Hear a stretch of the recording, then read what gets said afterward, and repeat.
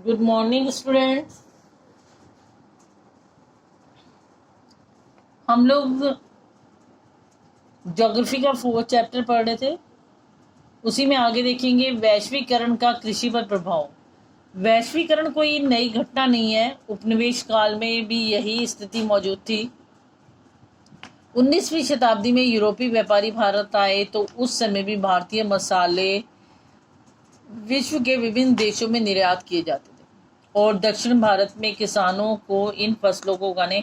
अब देखिए वैश्वीकरण क्या है, मतलब बाहर के देशों में भी व्यापार करना। तो उन्होंने कहा कि या बाहर के देशों का यहाँ आकर व्यापार करना। तो उन्होंने कहा कि ये बात कोई नई नहीं है, पुराने पहले समय में भी ऐसा होता था। हमारे यहाँ के मसाले वगैरह विभिन्न देशों में हम बेचा करते थे और जो दक्षिण भारत के किसानों को भी इन फसलों को उगाने के लिए प्रोत्साहित किया जाता था कि आज भी गर्म मसाले भारत से ही निर्यात किए जाते हैं वाली मुख्य वस्तुओं में से शामिल है। ज़्यादातर मसाले यहीं से निर्यात किए जा रहे हैं। ब्रिटिश काल में अंग्रेज व्यापारी भारत के कपास क्षेत्र की ओर आकर्षित हुए। ठीक है, जितने भी मतलब हमारे व्यापारी वगैरह थे वो कपास क्षेत्र की ओर कह रहे हैं कि आकर्षित हुए थे ब्रिटिश काल में। ठीक है, कपास यहाँ की देख के यहाँ से लेके गए थे ना वो कच्चा माल के रूप में। भारतीय कपास को ब्रिटेन में सूती वस्त्र उद्योग में कच्चे माल के रूप में निर्यात किया जा रहा था। मैनचेस्टर और लिवरपूल में सूती वस्त्र उद्योग भारत में पैदा होने वाली उत्तम किस्म की जो कपास थी उस पर ही फली फूली थी। उन्होंने कहा जितने भी मतलब वस्त्र बनाए जा रहे थे मैनचेस्टर और लिवरपूल में, वो सब भारत की कपास, जो अच्छी किस्म की कपास मानी जाती थी भारत में, उसी से बनाए जा रहे थे। आपने 1917 में बिहार में हुए चंपारण आंदोलन के बारे में पढ़ा होगा। आपने देखा था ना असहयोग आंदोलन। अभी आप वो 3rd चैप्टर में हिस्ट्री के में देखेंगे 1916 1917 में जो सत्याग्रह किया गया उसी में से बिहार चंपारण भी एक है। इसकी शुरुआत इसलिए हुई कि इस क्षेत्र के किसानों पर नील की खेती करने के लिए दबाव डाला जा रहा था कि नील की खेती ही करोगे तुम लोग। नील ब्रिटेन में सूती वस्त्र उद्योग के लिए कच्चा माल था, मतलब वहां पे जरूरत पड़ती थी कच्चे माल के रूप में कपड़ा बनाने में नील की। तो इसलिए भारत वालों को दबाया जाता था, भारतीय किसानों को कहा जाता नील की खेती करो हम आपसे लेंगे।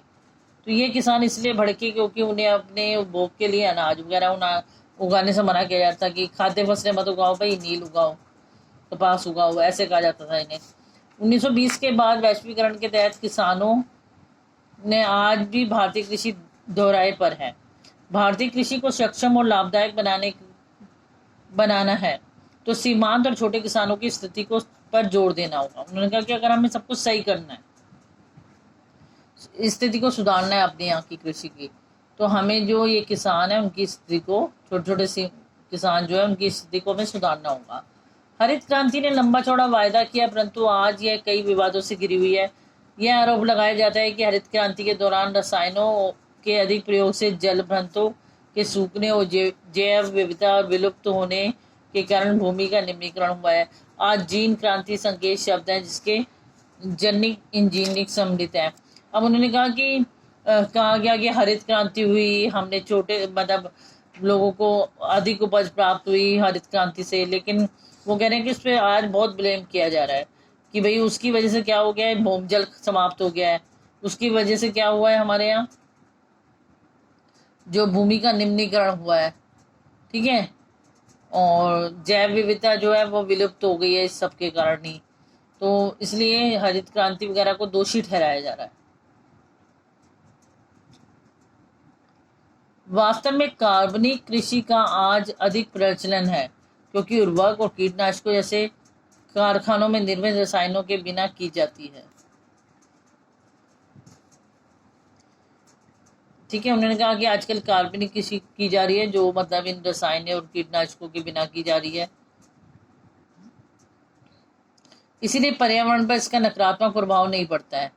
कुछ अर्थशास्त्रियों का यह भी मानना है कि बढ़ती जनसंख्या के कारण घटते आकार के जोतों पर यदि खाद्यान्नों की खेती की जाती है तो भारतीय किसानों को भविष्य अंधकार में है। उन्होंने कहा छोटे छोटे टुकड़ों पे की जाएगी और थोड़ी थोड़ी उपज होगी तो वो उससे लगभग 60 करोड़ लोग जो हैं 25 हेक्टेयर भूमि पर निर्भर करते हैं।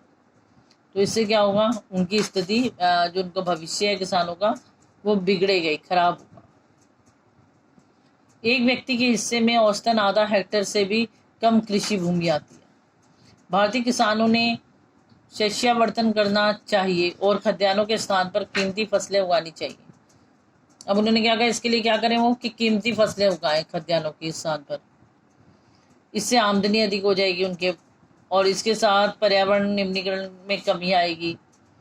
ठीक है, फलों, औषधियों, पौधों, बायोडीजल फसलों, फूलों और सब्जियों को उगाने के लिए चावल या गन्ने से बहुत कम सिंचाई की आवश्यकता है। मतलब कह रहे हैं अगर वो ऐसा करते हैं तो कम सिंचाई में भी वो अपनी फसलों को उगा सकते हैं। भारत की जलवायु विविधता का प्रकार की कीमती फसलें उगाकर उपयोग किया जा सकता है। ठीक है, तो बेटा इसी के साथ हमारा यहाँ चैप्टर खत्म हो जाता है। इसे अच्छी तरह रीड कर लेंगे। ठीक है, नेक्स्ट क्लास में हम इसके क्वेश्चन आंसर देखते हैं। थैंक्स।